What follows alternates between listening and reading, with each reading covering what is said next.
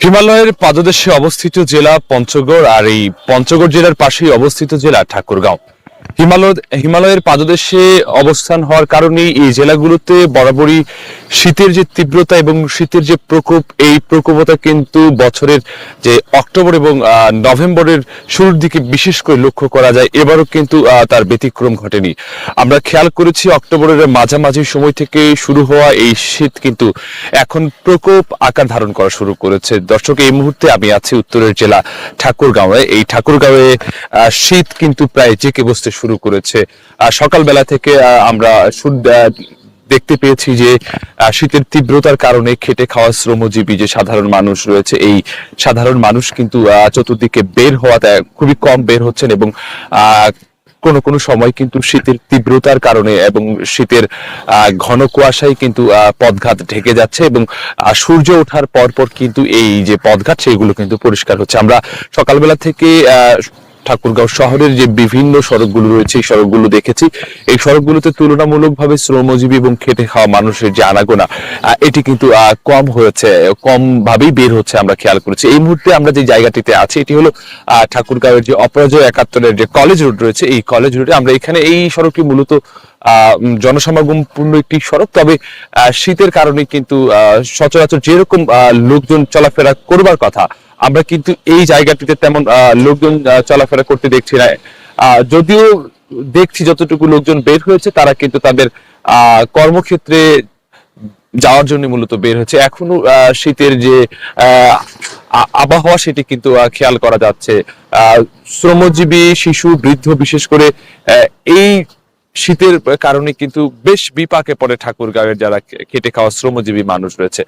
আমরা কথা বলেছি খেটে খাওয়া শ্রমজীবী সাধারণ মানুষের সাথে। তারা বলছেন যে অক্টোবরের পর থেকে মূলত শীতের যে এই প্রকোপ আকার কিন্তু ধারণ করে। তারপর থেকেই মূলত তাদের যে কর্মক্ষেত্রে কাজ করা থেকে বিভিন্ন ধরনের জায়গায় যাওয়া, তারা কিন্তু শীতের এই যে সমস্যাটা তারা কিন্তু পড়ে। অন্যান্য জেলায় শীত একটি উৎসবের কারণ হলেও ঠাকুরগাঁওয়ের মানুষের জন্য শীত কিন্তু বিশেষ করে একটি দুর্যোগের কারণও বটে। বিশেষ করে খেয়াল করা যায় এখানকার মানুষের শীতের সাথে এক ধরনের যুদ্ধ করে বেঁচে থাকতে হয়। আমরা খেয়াল করি প্রতি বছরই এখানকার সাধারণ শ্রমজীবী খেটে খাওয়া মানুষের জন্য জেলা প্রশাসন, বিভিন্ন সামাজিক সংগঠন বিভিন্ন ধরনের ব্যবস্থা গ্রহণ করলে সেটি কিন্তু তাদের জন্য একেবারেই মূলত তাদের যে শীত নিবারণ, এই শীত কিন্তু নিবারণ করতে পারে না। আমরা এটি খেয়াল করে দেখেছি যে প্রতি বছরই কিন্তু এভাবেই শীতের কারণে বিপাকে পড়ে সাধারণ খেটে খাওয়া শ্রমজীবী মানুষ।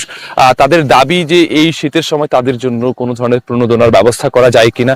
বিশেষ করে এই উত্তরাঞ্চলের মানুষগুলো শীতের প্রকোপ আকার ধারণ করার ফলে কিন্তু সবচেয়ে বিপাকে পড়ে। অন্যদিকে আপনাদেরকে যদি একটু জানাই যে এই শীতের কারণে এবং সকালবেলা জি, আমরা যেটি জানাচ্ছিলাম দর্শক, যে এই শীতের কারণে মূলত আমাদের এই ঠাকুরগাঁও জেলার যারা সাধারণ মানুষ রয়েছেন তারা কিন্তু বেশ বিপাকে পড়েন।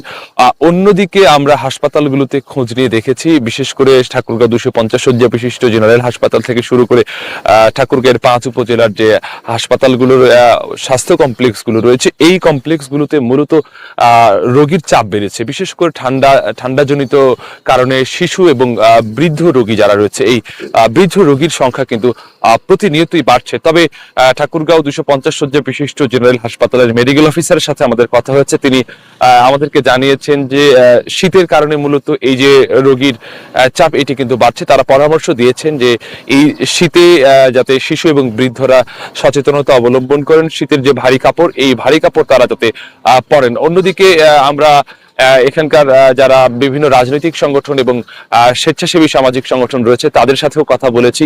তারা আমাদেরকে জানিয়েছেন যে গত বছরের তুলনায়, পূর্বের বছরগুলোর তুলনায় তারা এবছরও কিন্তু এবছরও কিন্তু তারা এই সাধারণ খেটে খাওয়া শ্রমজীবী মানুষের জন্য মূলত শীতবস্ত্র যেটি রয়েছে, লেপ, কম্বল, এগুলো বিতরণের ব্যবস্থা করছে। অন্যদিকে খেয়াল করলে আমরা দেখেছি যে এই সকালবেলা শিক্ষার্থীরাও স্কুলে যেতে বেশ বেগ পেতে হচ্ছে শিক্ষার্থীদেরকে। সব মিলিয়ে যদি বলি, এই জেলা শীতের রাজ্যে পরিণত হয়েছে। দিনে দিনে সময় যত গড়াচ্ছে শীতের চাদরে আবৃত হচ্ছে পুরো ঠাকুরগাঁও শহর। তো এই ছিল আমার কাছে ঠাকুরগাঁওয়ের শীতের পরিস্থিতি। এছাড়াও আরো একটু যদি আমি জানিয়ে রাখি যে এই শীত বাড়ার ফলে মূলত খেটে খাওয়া শ্রমজীবী মানুষ যেমন বিপাকে পড়েছে, বিশেষ করে শীতকালীন সবজির যেমন উদ্ভাবন হয়েছে, কৃষক দাম পাচ্ছেন, অনেকাংশে দাম পাচ্ছেন না, সবকিছু মিলিয়ে এখানকার মানুষকে শীতের সাথে একটি যুদ্ধ করে বেঁচে থাকতে হচ্ছে। তো এই ছিল আমার কাছে শীতের সর্বশেষ পরিস্থিতি।